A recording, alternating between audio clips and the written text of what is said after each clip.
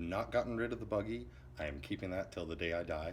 I did turn up the boost on it, and it is about 8 or 9 psi. I haven't done a full throttle pull on the highway that I can look down at my boost gauge and, maintain control and not crash and die, which I always see as a beneficial thing. But I am starting my new project. Not really new project. I've had this for about 10 years. You can kind of see it right there. It's my 1935 Oldsmobile Coupe. It was a shell that I got from Bryden, which you've probably met in some of my other videos. Crazy guy from Kelowna. He had it sitting in his backyard.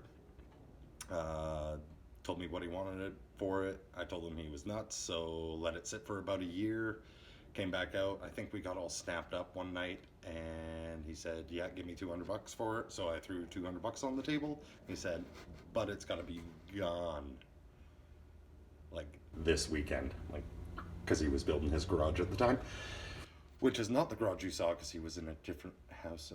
More to the point of the story, I spent more money in ratchet straps bringing the thing home in the bed of my truck at the time than I did for the car. So it came home, it went to the shop that I was renting, kind of sat there for a couple years. I had an idea of building a chassis for it, and built one, wasn't happy with it, ripped it out, built another one, wasn't happy with that, ripped it out.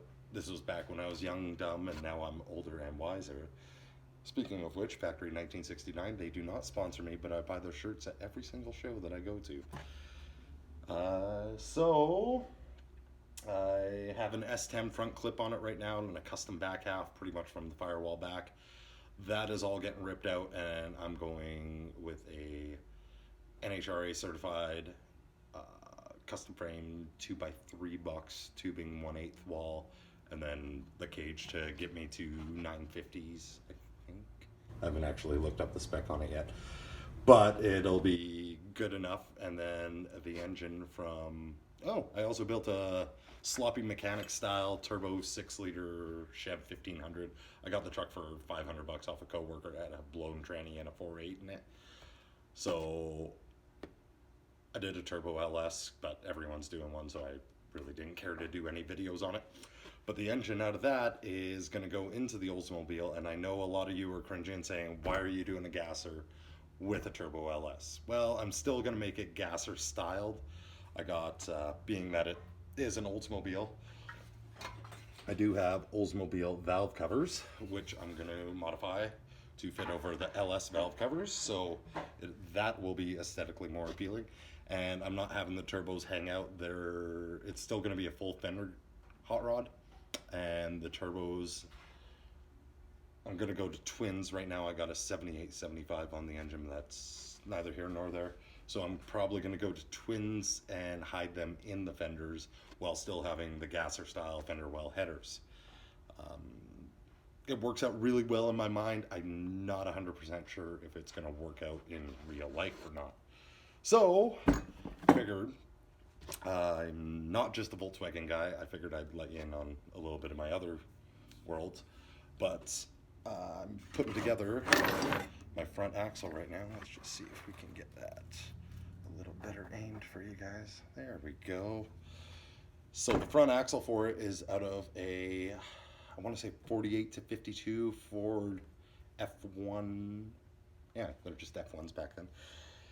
I got a Speedway Motors disc brake conversion, which runs F-150 spindle, or F-150 hub and rotor up to 96, I want to say, and then like a 76 Impala caliper. Like, these things are freaking massive pistons, like just ginormous.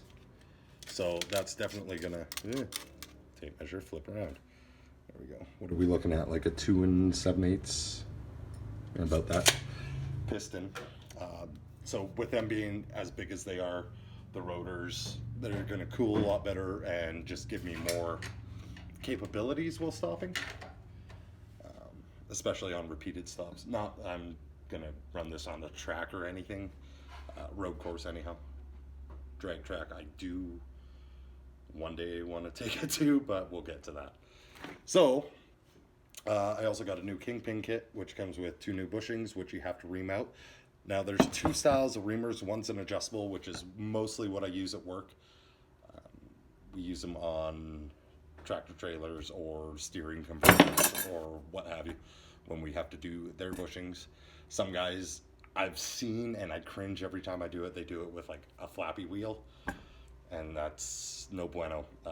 They're generally a tight spec that you want your kingpins to ride inside, and it's about 1 thou to 1.5 thou, or 1 thou to 1/2 thou clearance. So basically you want to be able to just barely push it in, and these are snug. So I couldn't find an adjustable that's down to the 13/16 that the pins are, so I did end up just using a straight one because I wasn't going to pay a shop to do exactly what I'm doing when I do it for a living. So I borrowed the tool from work and got them reamed out today, cleaned up the backside of the spindle with a flappy bit. The only areas that I didn't clean up are the spindle itself, because these are machine surfaces. So I'm going to hit them with Scotch-Brite when I get to that. But we're going to start throwing an axle together. See if you guys care. So I've had the Kingpin rebuild kit and the disc brake kit for probably 6 or 7 years, just sitting on the shelf. And they're not, move that out of the way, move that out of the way. They're not expensive by any means, especially if you live in the US, you bastards, you get better discounts than me. And so, Kingpin has a top cap, a bottom, the lock pin, grease grooves. The top is sealed with a washer and a felt washer. And that is your gasket or seal for the top. That slides in ever so slightly. Caps over. Now I will say I did pre-clean the spindle. I should say the Kingpin boss. Now the kit also comes with a couple shims per side and the bearing. Now the bearing has to go in a very specific way. Follow the directions on the kit if you get one of these kits, if this is what you're doing. But bearing just slides in the bottom. And then I'm sure there's a spec on this, but I've always just jammed as many washers in or spacers as I can humanly possibly get. In this case, it looks like one. The other side I already got together, and that's going to take, or does take, 2. So, but bearing first and then washers. And then, because it's 13/16, I can fit my fat finger up there. See if I got any play in that. No? Okay, good.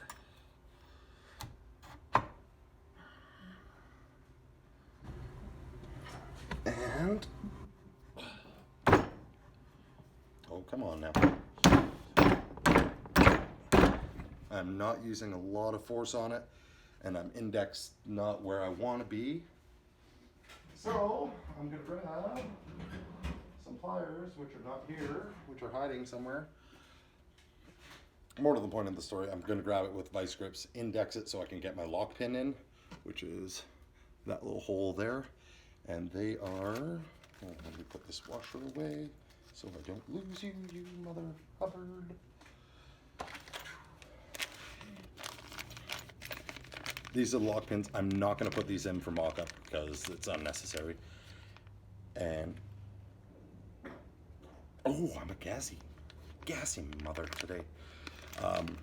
They just go in, hold the kingpin dead still so that way when it turns, you're not riding on the kingpin, as you can see is spinning right now. That locks the kingpin in place, so then your wear's on your bushings, not in your axle. So theoretically, you could rebuild this multiple times, and right there, it's actually locked in. That has to go down a hair more. Maybe I will put a kingpin in. Ha! Look at me lying to you. And you thought we were friends. Never. Except for some of you, because I actually am friends with some of you.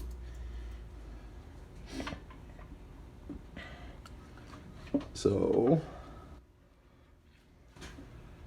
there we go. Straighten it out a bit. Does it need to go up or down? Down.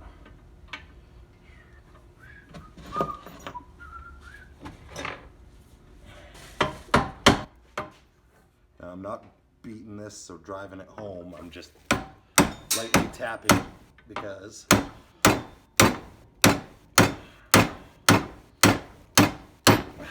got to keep or get the felt to compress enough to get this in. So you can see this is, I don't know if that's focusing or not.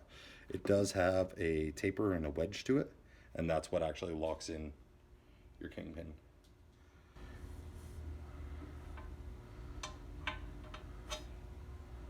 So you want to make sure that's lined up.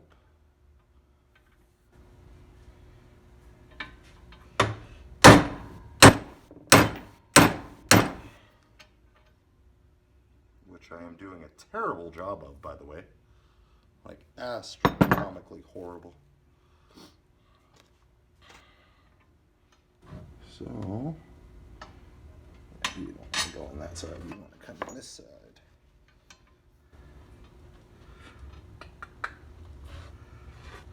How's your day going? Get up to anything interesting?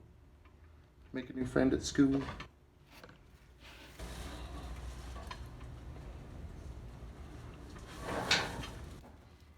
I'm wondering if these are the wrong kit. So, the one thing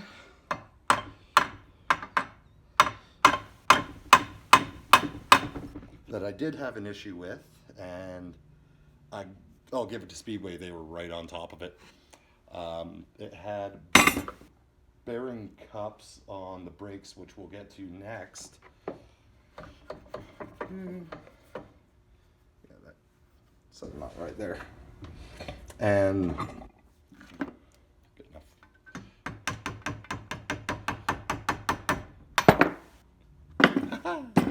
The bearing cups were, no, that is the right size. I'm just not down far enough. I'm also not clean in there, so I was not expecting to put these in, but the way I am. So the, I don't know what the technical term is for race adapter, maybe? We'll go with that. I got a little burr on this, so I'm just going to file it.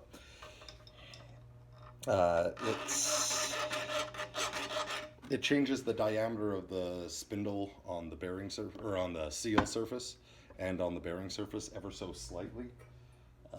So your seal will actually ride on this part, and then that actually goes all the way in. I gotta split these apart because I think this one's the wrong one.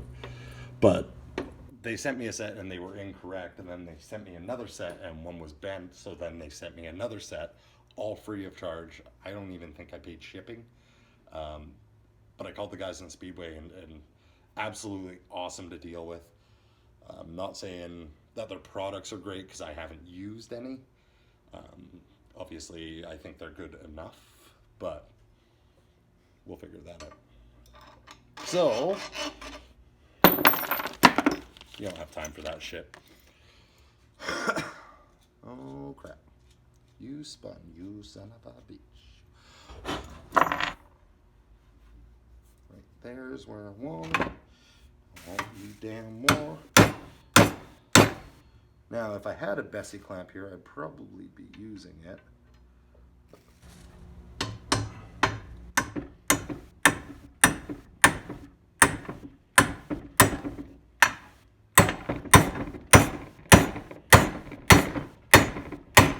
Yep, those are the right ones. So,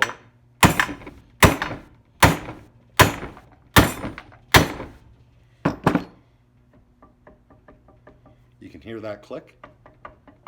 That's the kingpin itself moving.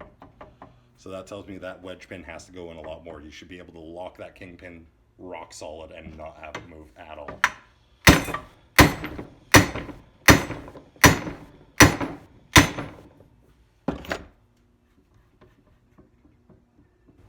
And that kingpin still has some movement. So put the nut and washer on, tighten it up.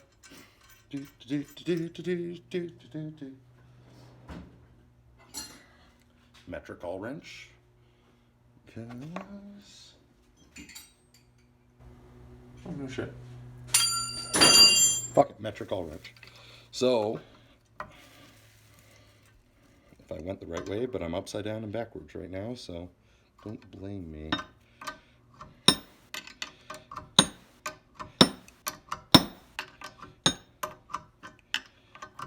Now I will be converting this to a cross steer. I don't know if there's a kit. I'm sure someone makes one somewhere, but I haven't seen it yet. Get that nice and snug. Take a drift of whatever your pleasure is.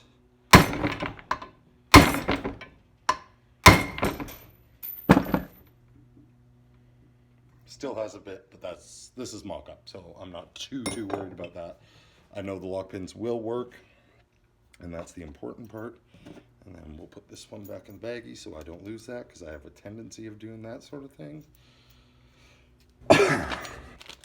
Now, being that it's been too long since I've actually ordered this kit, I'm not 100% sure what the kit came with and what it didn't. I know it has a parts list, and the first thing on the parts list is the bracket. I don't know if I actually use number 1, but they're inverted to what you think, this being the front of the axle, the side closest to you, this being the back of the axle, passenger side, driver side, yada yada yada.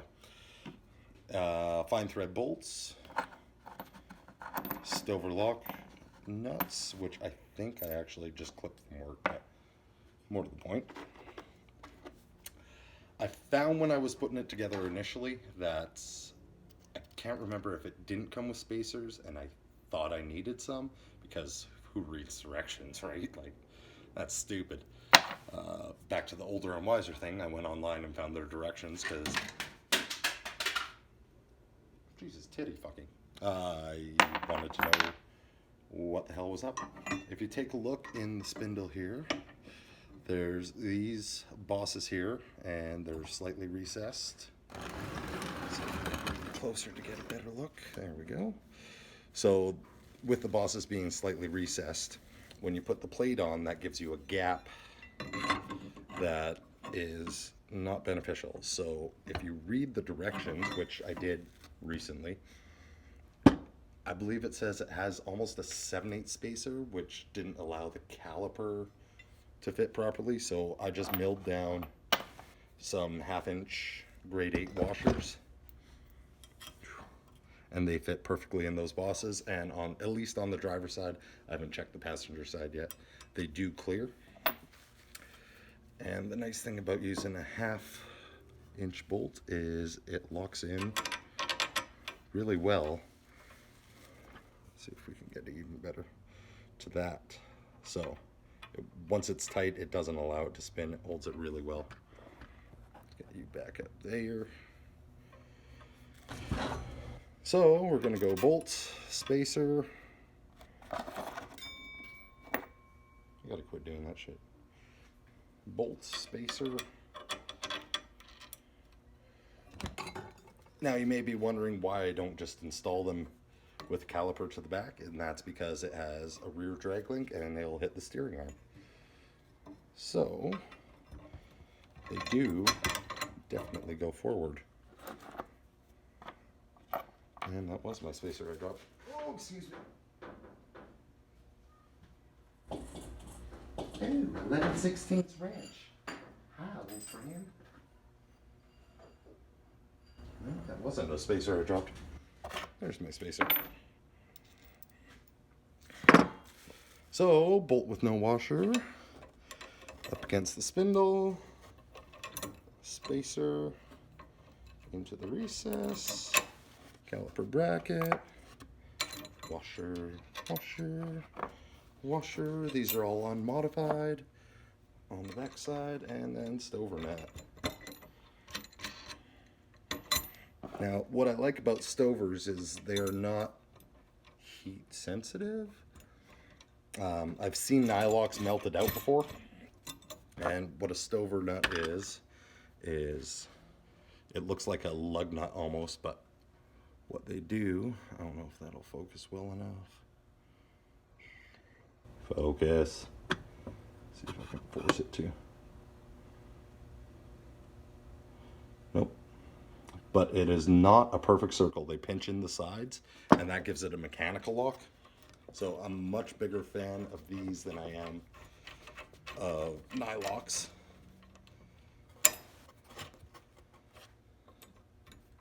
Perfect. And of course I'm super disorganized. Didn't think I was going to make a video about this, but I figured what the hell. So here I am making a video without any tools prepped.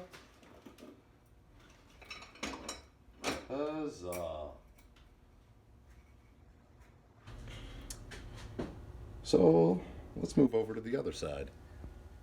Alright, back at her. I had a poop. It was great. Highly recommended, by the way. If you have to poop, stop and poop. Best feeling ever. And as the old guys at work tell me, they aren't always going to be that good. So, the bearing adapter, which is this part right here, rides all the way in on it, and it should be locked to the spindle. Now, this is one that I've heated to get on, and this is one of the ones out of the set that was bent, so I'm going to get a new bearing, put the other set of adapters on. I'm probably going to come in here, if I got room with my TIG welder, do a couple tacks just so this doesn't turn. If this turns, you're going to wear out your spindle. Wearing out your spindle is a bad thing. You're going to get leaks, and you're never going to get your bearings set properly. So, essentially that would go on. The bearing would go into the hub of the F-150. I believe these are 11-inch rotors. We can confirm that. Yep. Bang on 11-inch. Finned to keep things nice and cool. And my axle is too short for this shit. I should have set this up better, but I don't like... Well, actually, I refuse to do multiple takes, so you guys are coming along on the ride. Get some spacers in there. There we go. So, bearing, grease it up, throw it in there, put the seal in. That'll hold the bearing in place. Then you can slide this bad boy over the spindle. Inner bearing goes on. There we go. Stay. Good. And then you would think castle nut, because that makes sense. But in the kits, they provide a spacer. So the spacer goes on. That way your castle nut, castle part bits actually receive into the hole in the spindle. So you're going to have to bear with me because I'm doing this upside down backwards and all that. Now it does come with specific grease caps as well. So just give a feel for end play, make sure we get some close enough. Again, this is just for mock-up. The calipers, when you get them, there we go, have these little sliders in there because they are for an Impala. I believe it's an Impala. Again, someone can probably confirm that. But the new pins that they send replace these. Come on, pound out. Replace these little bushings and their straight shaft, and that's where the caliper is going to sit on the seal and slide. Which I do like. Now this is wrong side. So we get the right side caliper, which is actually for the left side of the axle. Yeah, go figure, right? And first thing I'm going to do is just take a little dab of grease, lube up the seals because they pop out for no reason. So at least if there's lube on there, you got a hope in hell of getting it in.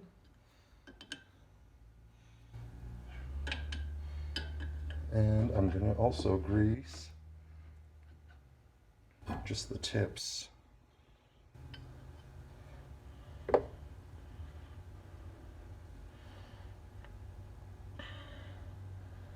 And the reason I am doing all this, just mocking it up because I'm gonna blow it apart for paint, is I want to just make sure everything fits together. If I didn't do this, then I wouldn't have had any idea until I was ready to assemble it that the inner spindle wasn't correct or anything else for that matter. So that is why I like mocking things up. And also I'm going to knead it together to build the chassis. Pads are next.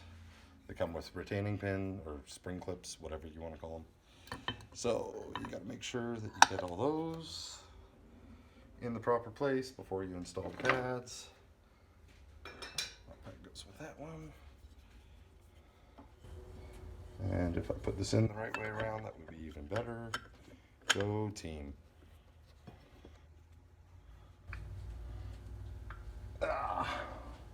Bleeder screw to the top.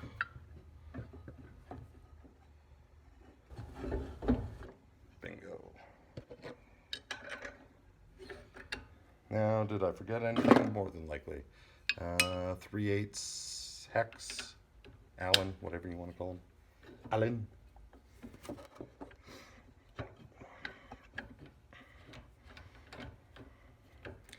The one thing I've already noticed, because I've already had this mocked up before I went and did my spindles, which I had to blow it all apart to do the kingpins on, so, is the threads on this.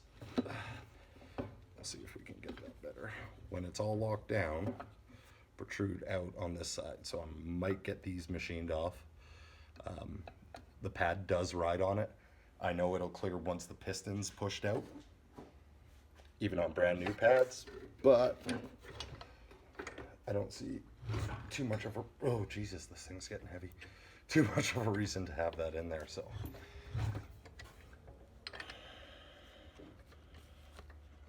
And if I can get that 3/8, there we go.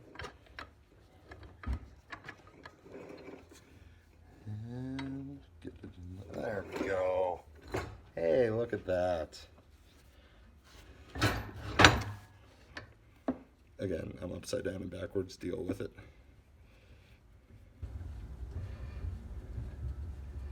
And we'll see in a second here if I caught my seal, which I don't think I did, but I might have. Let's use the camera to check. Boop. So, oh, didn't catch my seal, but you can see, there we go. The threads here poking out, running on that now. Like I said, once the caliper's all snugged up and your brake pad is actually pushed all the way out, which I probably can't do because the retaining clip is holding it in the piston, then it'll more than likely clear or just be caught by one thread, but that might F me when I try to pull it all out. Time will tell. So that's the basic setup for the front axle of this thing. Oh. It's going to be a set of parallel leaf springs. There we go. Let's get an action shot and hide my face. Set of parallel leaf springs up front. I know I'm doing ladder bars in the rear. I don't know what I'm doing for the springs back there. I've contemplated air ride, but that's not going to be era correct, for lack of a better term. Not that I want this thing to be perfectly era correct, obviously, because I'm throwing a twin turbo LS in it. But more era correct, aesthetically era correct. But if I don't do that, then I'll do coilovers. Maybe C10 springs out of like a 70 C10. That could work. Let me know in the comments what you think I should do for rear suspension. It's going to be ladder bars, and they're going to be long, and they're going to be low, and you're going to see them from a mile away. So, until next time, keep fit and have fun.